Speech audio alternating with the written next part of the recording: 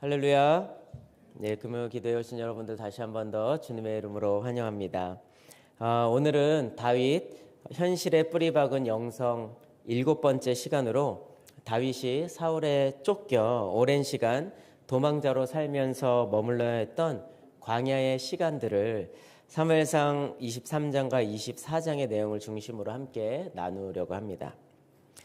우리 그리스도인들의 삶뿐만 아니라 이 세상을 살아가는 모든 사람들은 어쩌면 인생에 없었으면 하는 저마다의 어려움과 고난, 고통의 시간을 동일하게 겪으며 살아가게 됩니다. 평생 어려움과 고난의 시간을 경험하지 않는 사람은 세상에 어느 누구도 없을 것입니다. 비록 그 모양은 다를지라도 모든 인간은 고통의 문제로부터 자유롭지 못한 것이 사실입니다. 하지만 그 고통을 대하는 태도는 분명히 사람마다, 더 명확하게 말하면 예수님을 구원자로 믿으며 살아가는 그리스도인과 그렇지 않은 사람과는 많이 달라 보입니다. 홀로코스트 생존자로 잘 알려진 독일의 철학자 한나 아렌트는 이러한 인간의 고통에 관해서 늘 깊은 관심을 가지고 있었습니다. 그의 책 인간의 조건이라는 책에서 그는 고통이 느껴지면 인간은 자신만 생각하게 된다. 고통은 삶에 대한 위협의 신호이고 이 신호는 삶의 확장이 유일한 목적인 유전자에게는 절대적으로 중요하다. 고통 앞에서 세계 따위는 더 이상 중요하지 않다라고 말하였습니다. 한나 아렌트의 이 말은 이 세상을 살며 고통을 마주하는 모든 인간의 내면을 정확하게 진단하고 있다고 생각이 됩니다. 적어도 죄로 인해 깨어진 이 세상을 살아가는 모든 이들이 누구도 예외함 없이 갖고 있는 자기 중심성의 죄는 고통을 마주하는 순간 인간으로 하여금 자기 자신만을 생각하게 한다는 말에 저는 동의하게 됩니다. 여러분은 어떠십니까? 예수 그리스도의 복음을 믿고 그 예수님과 동행하는 사람들이 아니고서는 너무나 당연한 이해가 아닐 수 없을 것입니다. 하지만 예수님을 믿는 그리스도인들은 다릅니다. 죄된 인간의 본성은 고통이 찾아오면 철저히 자기만 생각하도록 이끌어가지만 십자가에서 이미 우리의 죄의 문제를 해결하신 예수님을 믿는 그리스도인들은 삶의 고통이 찾아올 때 네, 그렇죠. 물론 힘겹고 싫고 또 외면하고 싶은 마음이 있지만 그 고통은 나 자신의 무력함을 직면케 합니다. 그래서 나 자신의 능력을 그리고 경험을 의지하기보다 주님을 바라보게 하는 것입니다. 또한 고통 가운데 나를 도우시는 주님을 바라보고 의지할 수 있도록 하며 더 나아가 고통으로 여겨지는 나의 연약함을 강하게 하시는 주님의 섭리를 깨닫게 되는 것이죠. 동일한 고통을 마주할 때 더 이상 이전과 같이 반응하지 않고 성숙해가는 나를 만날 수 있기에 고통은 그리고 고난은 나를 그리스도의 장성한 분량에 이르기까지 성장케 하는 주님의 도구임을 알게 됩니다. 성경은 그러한 삶을 마주하는 것을 광야라 이야기합니다. 광야의 시간을 통해 우리는 조금 더딜지라도 하나님의 뜻을 발견하게 되고 예수님을 닮아가는 삶을 살아가게 됩니다. 우리 믿는 자들의 거울로서 하나님의 백성으로 택함받았던 이스라엘 민족에게 가장 위대한 왕으로 꼽히는 다윗 또한 오랜 시간을 광야에서 머물러야만 했습니다. 어린 시절 아버지의 양을 치며 보냈던 광야의 시간, 또 하나님의 기름 부음을 받고 사울 왕의 시기와 질투로 인해 도망자 신세로 머물러야 했던 광야의 시간들. 다윗에게 있어서 광야는 철저하게 하나님을 알아가고 하나님을 닮아가는 장소였던 것입니다. 엔게디는 이스라엘의 남쪽의 사해 옆에 있는 작은 오아시스 지역인데요. 해저 420m로 지구상에서 가장 낮은 지점인 사해, 그곳에서 멀지 않은 곳에 엔게디라는 곳이 있습니다. 제가 선교지에 있을 때 제가 속했던 지방에서 이스라엘로 성지순례를 갈 기회가 있었습니다. 그때 지금으로부터 7년 전이었는데요. 그때 오늘 본문의 배경인 엔게디 광야를 방문하였었어요. 예루살렘에서부터 이스라엘 남쪽을 향해 끝없이 펼쳐진 광야를 지나 도착한 엔게디에는 깎아지는 듯한 절벽 위에 쏟아지는 폭포가 있었습니다. 광야 한복판에 폭포가 있다는 것이 너무나 신기한 일이었어요. 그리고 주변을 돌아보니까 오늘 본문에 등장하는 동굴들이 복잡한 협곡들 사이에 여기저기 있는 것을 보았습니다. 직접 들어가 볼 기회는 없었지만 절벽들 이곳저곳에 수많은 동굴들이 형성되어 있는 것이 참 놀랍게 느껴졌습니다. 그러한 엔게디를 눈으로 보고 다시 오늘 본문을 보니 다윗이 몸을 숨겼던 동굴에 사울이 찾아 들어간 것은 다윗과 사울이 동일하게 고백하고 있는 것처럼 하나님의 허락하심이 있지 않고서는 불가능한 일이었겠다 싶습니다. 여러분, 광야라 하면 가장 먼저 어떤 생각이 드십니까? 광야. 힘들다.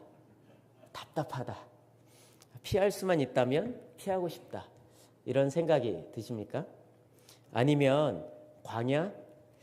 내가 세상 근심 걱정 다 내려놓고 오직 주만 독대하는 그곳? 내가 성장할 수 있는 곳? 갈 수만 있다면 빨리 가고 싶다. 생각만 해도 좋다라고 생각하는 분이 계십니까? 성경의 말씀을 통해 만나게 되는 광야는 우리의 시각, 또 청각, 후각 같은 모든 감각이 예민해지는 곳, 그래서 더 많은 것을 보고 들으며 더 많이 믿게 되는 곳. 무엇을 듣고 믿게 될까요? 하나님을, 그리고 하나님의 말씀을, 하나님의 말씀을 더욱더 믿게 되는 것이 광야라고 이야기합니다. 그래서 고독 속에서 얽히고 설킨 불안정한 삶의 연결망에서 자신이 차지하고 있는 부분에 대한 인식이 발달하여 거룩에 대한 감각이 생겨나는 곳을 광야라고 책의 저자인 유진 피터슨 목사님은 소개하고 있습니다. 다윗의 삶이 바로 이러한 광야에 대해 우리에게 가르쳐주고 있는 것입니다. 사울로부터 철저하게 오해를 받아 그 시기심과 질투로 죽음의 위협을 겪으며 광야로 도망해야 했던 다윗이었습니다. 다윗은 왕 사울 곁에서 수많은 전장을 경험하면서 거칠고 힘겨운 고통의 소리들, 그리고 승리의 환호들을 들어야 했었고, 때론 왕궁에서 복잡하고 이해할 수 없는 복잡한 정치적인 사안들로 다투고 음해하는 소리를 들어야만 했던 다윗이었습니다. 그 다윗에게 이제 하나님의 창조하신 자연의 소리 이외에 그 어떤 소리도 들을 수 없는 광야로 나아가게 되었던 것이죠.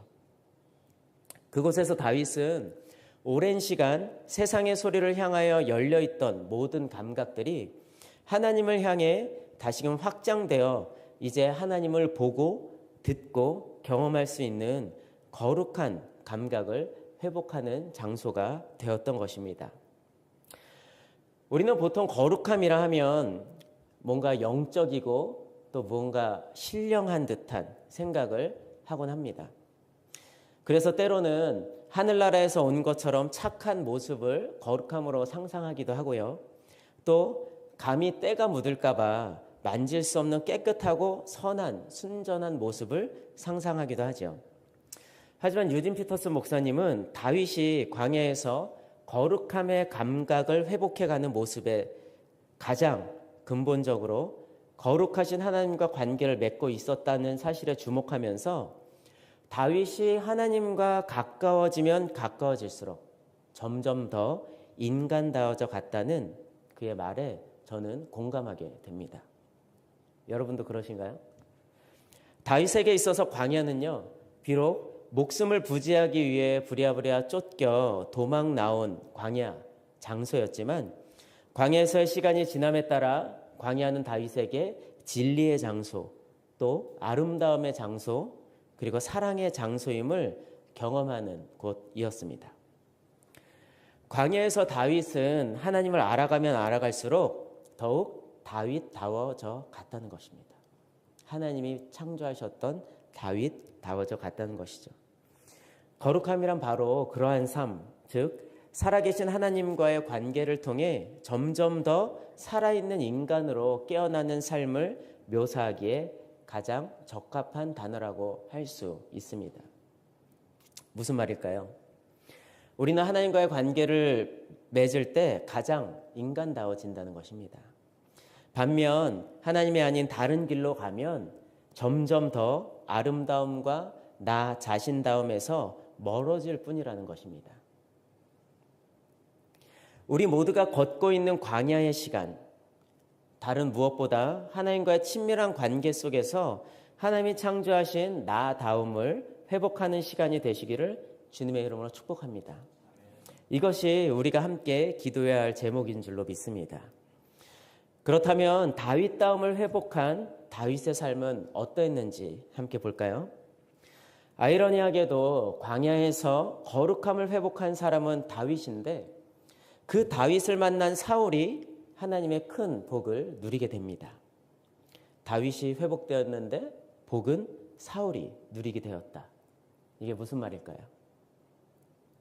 오늘 본문에서 읽은 바와 같이 다윗에게는 자신을 죽이려는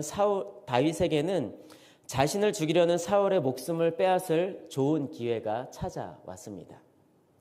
자신들이 따르는 다윗이 얼마나 억울하게 누명을 쓰고 도망자로 살아가는지를 누구보다 잘 알고 있었던 다윗의 부하들도 하나님께서 주신 기회라 여기고 사울을 죽이고자 했습니다. 다윗의 마음은 어떠했을까요?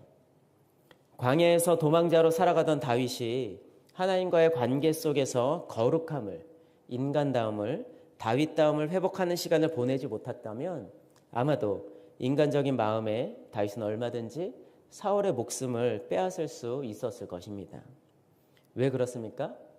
지금 우리가 살아가고 있는 이 세상은 하나님의 처음 창조 질서로부터 깨어져 있기 때문에 그렇습니다. 어떤 상황에서든 억울한 일을 당하면 자신을 억울하게 만든 이들이 어떤 대가를 치르더라도 자신의 억울함을 푸는 것을 당연하게 여기는 세상이며 누군가 손해를 보고 상처를 받는다 하여도 나만 아니면 된다고 말하는 세상이기 때문에 그렇습니다. 죄로 인해 깨진 이 세상에서 하나님 나라의 정의와 공의는 더 이상 작동하지 않는다는 사실을 우리는 직시해야만 합니다. 적어도 우리 눈에 보기에는 말이죠. 이 세상은 사단의 시험과 유혹이 가득하기에 하나님의 진리를 알지 못하는 이들이 그 시험과 유혹을 이기고 헤쳐나가는 것은 가능한 일이 아닌 것입니다. 적어도 인간의 힘과 지혜로 말입니다. 그렇게 엔게디 광야의 동굴에서 자신도 모르게 다윗을 마주하게 된 사울은 얼마나 큰 하나님의 은혜를 입은 자입니까? 다윗은 무방비 상태에 있는 사울의 목숨을 얼마든지 빼앗을 수 있었지만 성경에 기록된 대로 하나님께서 그것을 허락하셨지만 이미 인간다움을 회복한 다윗은 더 이상 세상의 방법을 생각하지 않았던 것입니다. 그는 고백합니다. 내가 어찌 감히 여호와께서 기름 부음 받은 분을 해하려 하겠습니까? 동굴에서 사울의 겉옷 귀퉁이를 베고 사울이 동굴을 빠져나가자 다윗은 멀리 사울을 향해 외치며 말합니다. 사무엘상 24장 10절 우리 다 함께 읽어볼까요? 시작. 오늘 여호와께서 굴에서 왕을 내 손에 넘기신 것을 왕이 아셨을 것이니이다. 어떤 사람이 나를 권하여 왕을 죽이라 하였으나 내가 왕을 아껴 말하기를 나는 내 손을 들어 내 주를 해하지 아니하리니 그는 여호와의 기름 부음을 받은 자이기 때문이라 하였나이다. 아멘. 하나님과 관계를 맺으며 살아간 광야 생활을 통해 다윗이 회복한 다윗다움은 다름 아닌 죄로 인해 하나님으로부터 멀어진 이 세상 속에서 하나님의 신성함을 알아볼 줄 아는 감각이 크게 자랐던 것입니다. 모든 것과 모든 사람들 안에서 하나님의 아름다움과 임재와 거룩을 알아보는 그의 인식은 천박한 광야 생활 중에 놀랄 만큼 바뀌게 되었다는 사실입니다. 무엇보다 다윗은 하나님을 경외할 줄 알았던 것입니다. 그는 하나님께서 창조하신 이 세상을 경이롭게 여길 줄 아는 감각이 회복되었던 것입니다. 그가 광야에서 쓴 많은 시편들이 그 사실을 뒷받침해 주죠. 다윗의 시편들을 통해 우리는 그의 거룩한 삶의 면모를 보게 됩니다. 여러분, 이어서 다윗의 이야기를 들어볼까요? 11절부터 제가 읽어보겠습니다. 내 아버지여 보소서, 내 손에 있는 왕의 옷자락을 보소서. 내가 왕을 죽이지 아니하고 겉옷자락만 베었은즉 내 손에 악이나 죄가가 없는 줄을 오늘 아실지니이다. 왕은 내 생명을 찾아 해하려 하시나 나는 왕에게 범죄한 일이 없나이다. 여호와께서는 나와 왕 사이를 판단하사 여호와께서 나를 위하여 왕에게 보복하시려니와 내 손으로는 왕을 해하지 않겠나이다. 옛 속담에 말하기를 악은 악인에게서 난다 하였으니 내 손이 왕을 해하지 아니하리이다. 이스라엘 왕이 누구를 따라 나왔으며 누구의 뒤를 쫓나이까? 죽은 개나 벼룩을 쫓음이니이다. 그런즉 여호와께서 재판장이 되어 나와 왕 사이에 심판하사 나의 사정을 살펴 억울함을 풀어주시고 나를 왕의 손에서 건지시기를 원하나이다 하니라. 아멘. 자신의 생명을 빼앗으려는 사울을 원수로 그 대가를 갚지 않은 다윗의 행동은 우리가 살아가는 이 세상에서는 상상할 수 없는 행동 아닌가요? 하지만 단언코 하나님의 백성인 우리들이 택해야 할 행동임이 분명합니다. 악을 악으로 갚지 않고 하나님의 손에 맡긴 다윗. 그가 세상의 방법이 아닌 하나님의 방법을 택했을 때 어떤 일이 일어났습니까? 우리 다음 절인 16절부터 22절까지 한 절씩 돌아가면서 교독할까요? 다윗이 사울에게 이같이 말하기를 마침에 사울이 이르되 내 아들 다윗아 이것이 내 목소리냐 하고 소리를 높여 울며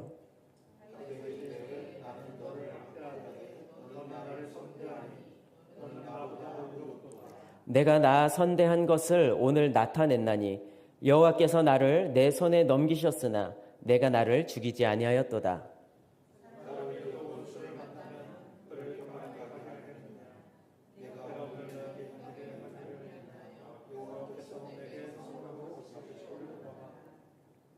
보라, 나는 내가 반드시 왕이 될 것을 알고 이스라엘 나라가 내 손에 견고히 설 것을 아노라.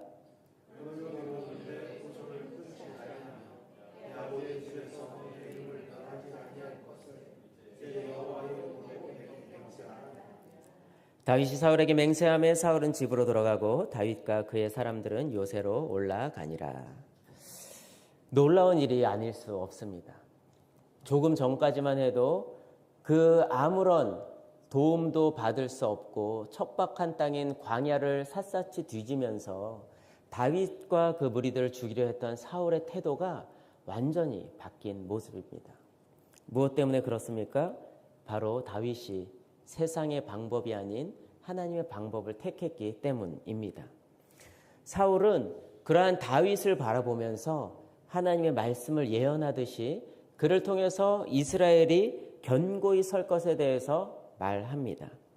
그리고 다윗을 축복하는 이야기들을 하고 나서 집으로 돌아가게 되죠. 하지만 우리가 잘 아는 바와 같이 사울은 엔게디에서뿐 아니라 이후 사무엘상 26장에 나오는 하길라 산에서 또 한 번 지금과 비슷한 상황을 마주하게 됩니다.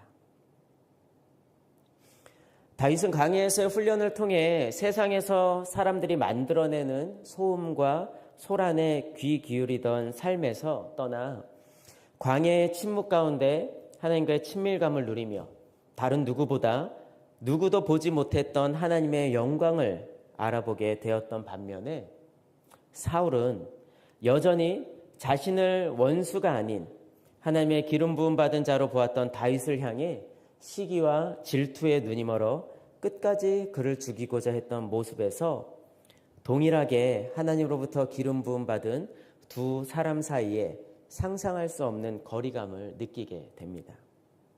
사랑하는 성도 여러분, 우리는 우리 삶 속에서 다윗과 사울의 전혀 다른 두 모습을 보며 살아가지 않으십니까? 때론 다윗처럼 하나님과의 친밀감 속에 하나님의 뜻을 구하며 이루며 살아가는 모습을 보고, 때로는 사울과 같이 자신의 감정에 치우쳐서 하나님의 말씀에 순종하기보다 세상의 소리를 쫓아 세상의 방법대로 살아가고자 하는 모습을 보고 계시진 않습니까? 이 깨어진 세상 속에서 눈에 보이고 귀에 들리는 세상의 방법과 소리대로 살아가는 것은 어쩌면 너무나 자연스럽고 또 당연한 듯 여겨집니다. 세상 모든 사람들이 그렇게 살아가기 때문입니다. 비단 세상에서뿐인가요? 우리의 가장 가까운 이웃과의 관계 속에서, 또한 그리스도 안에서 한 몸을 이룬 교회 공동체 속에서도 이러한 이중적인 모습을 속에서 끊임없이 갈등하며, 그러다가 때론 관계 속에서 그러한 모습을 드러내는 것들을 우리는 보게 되죠. 혹시 교회도 세상에 속해 있으니 당연하다, 자신도 모르게 생각하는 분이 계시지 않는가 모르겠습니다. 사랑하는 성도 여러분, 성경은 너무나도 분명하게 우리에게 선언하고 있습니다. 그리스도인으로 이 깨어진 세상을 살아가는 우리의 삶은 그럴 수 없다고 말입니다. 우리 교회 공동체는 세상과 같을 수 없다 말합니다. 예수 그리스도께서 이 땅에 오시어 시작되어진 하나님 나라는 비록 우리 눈에 보이지 않지만 2000년 전부터 지금까지 쉬지 않으시는 하나님의 일하심으로 확장되어 가고 있기 때문에 그렇습니다. 그 증거가 무엇입니까? 바로 우리 옆에 있는 성도들이 그 증거입니다. 우리는 하나님의 백성으로 변화된 신분을 가지고 살아가는 존재들입니다. 우리 한 사람 한 사람이 깨어진 이 세상 속에서 하나님 나라를 이루어가는 증인들이란 말씀입니다. 비록 우리 세상에 속한 인생이지만 하나님 나라의 백성으로 담대하게 하나님의 정의와 공의를 따라 살아감에 마땅한 존재입니다. 여러분 믿으십니까? 사랑하는 성도 여러분, 여러분들의 삶에 여전히 세상의 소리와 하나님의 말씀, 그 사이에서 주저하고 머뭇거리며 살고 계신 분들이 계십니까? 세상은 계속해서 변해갑니다. 지금 우리가 사는 세상은 더 이상 어떠한 정의도 삶의 기준이 되지 못하는 시대를 살아가고 있습니다. 하지만 이미 우리는 알고 있지요. 이 세상에 변하지 않는 진리는 단 하나, 하나님의 말씀이라는 사실 말입니다. 끊임없이 변하는 세상의 정의를, 방법들을 쫓으며 살기 원하십니까? 아니면 비록 세상은 변할지라도 절대 변하지 않는 진리를 붙잡고 살아가시겠습니까? 우리 다 함께 찬양한 후에 두 가지 기도 제목을 가지고 기도하기를 원합니다. 우리 광야를 지나며 우리 함께 찬양하시겠습니다. 우리 찬양할 때에 이 가사를 묵상하시면서 광야 같은 우리들의 삶을 돌아보며 다윗이 누렸던 광야의 시간이 되기를 바라는 마음으로 함께 찬양하겠습니다. 왜 나를 깊은 어둠 속에 홀로 두시는지, 어두운 밤은 왜 그리 길었는지, 나를 고독하게, 나를 낮아지게, 세상 어디도 기댈 곳이 없게 하셨네.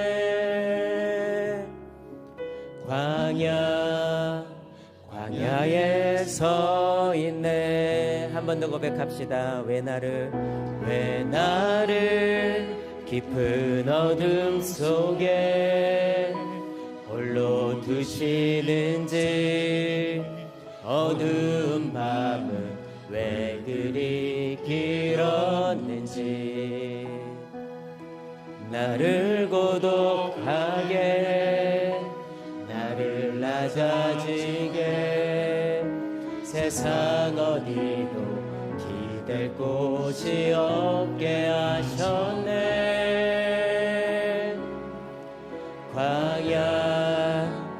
광야에 서 있네.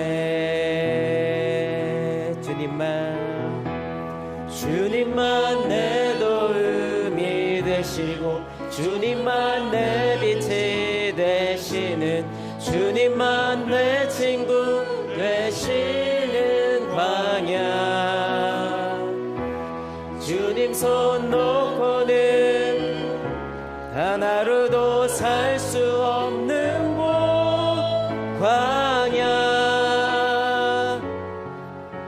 광야에 서 있네.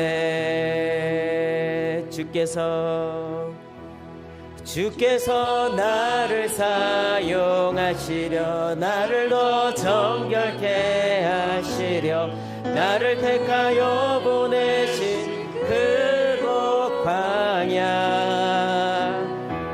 성령이 내 영을 다시 태어나게 하는 곳 광야.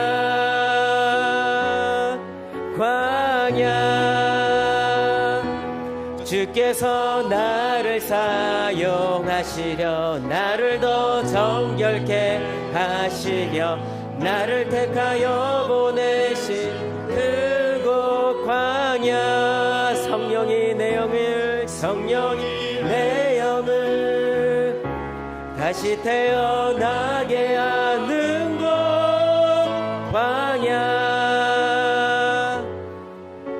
광야에 서 있네. 내 자가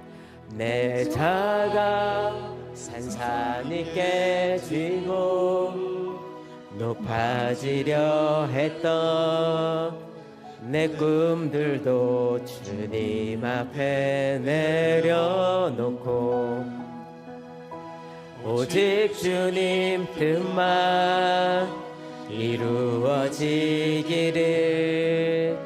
나를 통해 주님만 드러나시기를.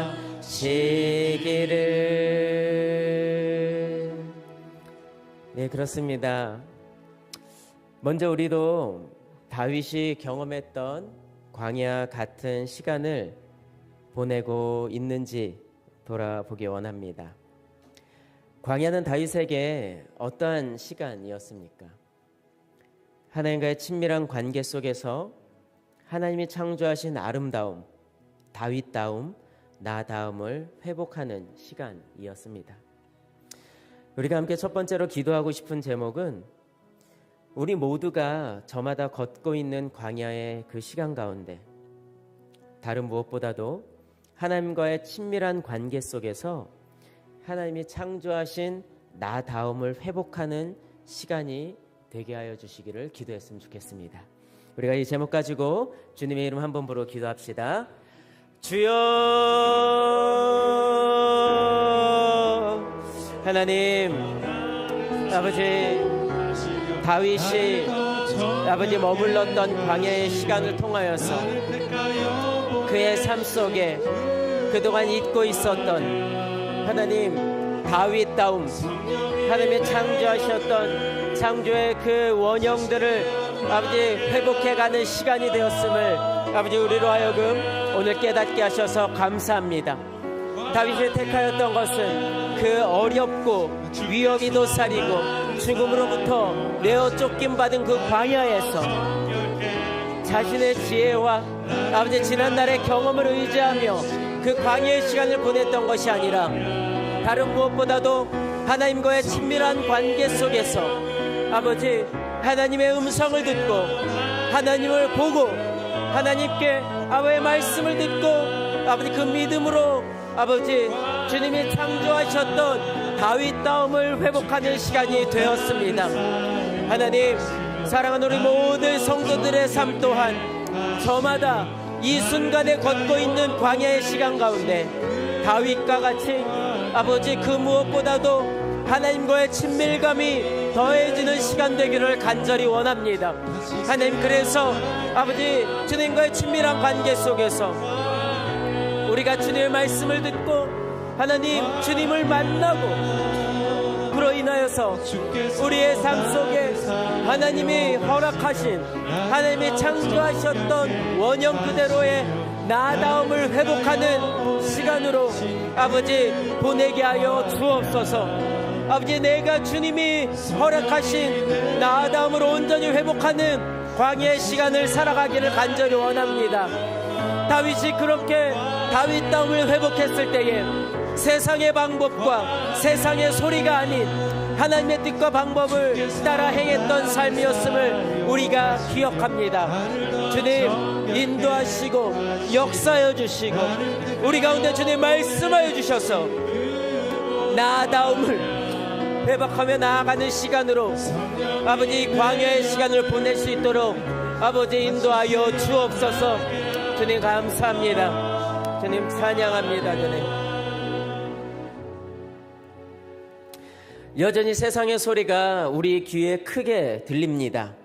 세상의 방법이 더 나아 보이기도 합니다. 하지만 우리가 아는 것은 세상은 끊임없이 변하고 또 변한다는 사실입니다. 지금은 맞는 것 같아도 내일은 맞지 않는 것이 이 세상입니다. 그래서 이 시간 두 번째로 함께 기도할 제목은 죄로 인해 깨어진 이 세상을 살아가는 우리의 삶에 변하지 않는 진리 대신 하나님의 말씀만을 온전히 붙잡고 살기를 원합니다. 세상의 방법이 아닌 하나님의 방법을 따라 이 땅에 하나님 나라를 이루어가는 삶을 살게 하옵소서. 우리 함께 이 기도 제목을 붙잡고 기도하고 단톡방에 올라온 우리 중보 기도 제목들 보시면서 그리고 가지고 나오신 개인의 기도 제목을 이어서 붙잡고 기도하다가 자연스럽게 돌아가도록 하겠습니다. 우리 주님의 이름 한번 부르고 기도합니다. 주여, 아버지 그렇습니다. 하나님, 다윗다움을 회복했던 하나님이 창조하신 창조의 원형을 온전히 회복했던 다윗의 삶 가운데 아버지 그 삶이 하나님의 법에 따라 하나님의 정의와 공의를 행하는 삶으로 바뀌었던 것을 우리가 오늘 말씀을 통해 다시 한 번 더 확인하였습니다. 죄로 인하여서 깨어진 이 세상을 살아가는 우리의 삶에 변하지 않는 진리 대신 하나님의 말씀만을 우리가 온전히 붙잡고 살아가길 원합니다. 끊임없이 우리 귀에 속삭이는 사단의 속임과 거짓들의 그 유혹에 우리가 더 이상 넘어가지 않고 세상의 방법이 아닌 하나님의 방법을 따라 이 땅 가운데 하나님 나라를 이루어가는 삶을 살아가게 주여 인도하여 주옵소서.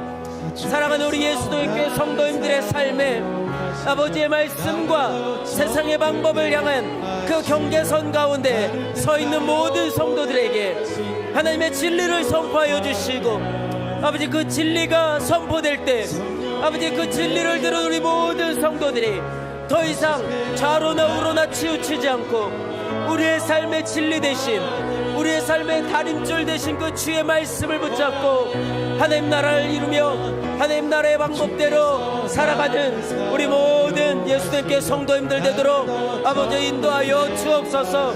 하나님께서 허락하신 우리의 삶의 자리에서 하나님 이 세상의 모든 이기와 편리와 아버지 세상의 소리들로부터 아버지 우리가 우리의 귀를 돌리고 우리의 마음을 돌리며 우리의 시선을 돌려 말씀에 기록되어진 진리대로 하나님 우리가 우리의 눈을 기울이고 우리의 귀를 기울이며 아버지 우리가 주의 말씀을 듣고 아버지 믿으며 하나님의 말씀대로 살아가는 우리 모두가 되길 원합니다. 날마다 우리의 삶 가운데 함께 하시는 그 주님, 우리의 우리가 어느 한순간도 떠나지 않으시고 동행하시는 그 하나님의 동행하심의 역사가 하나님 아버지의 공의와 정의를 이 깨어진 세상 가운데 이루며 살아가는 삶으로 아버지 증명되어지고 실제화되어지는 삶을 살아갈 수 있도록 하나님 아버지여 인도하여 주시기를 간절히 원합니다. 하나님, 여전히 우리의 연약함에 붙들려 살아가는 아버지 그런 삶이 아니라 하나님의 진리를 붙잡고 우리를 도우시며 우리를 이미 회복시키시고 우리를 치유하셨으며 우리를 온전케 하신 그 주님을 믿는 믿음으로 살아가는 우리 되기를 원합니다. 하나님, 말씀이 들릴 때마다 우리가 아멘으로 그 말씀을 고백하며 살아갈 때마다 하나님 우리의 삶이 흔들리지 않는 견고한 반석 되신 주님의 말씀을 붙잡고 살아가는 우리들의 삶 되기를 간절히 원합니다.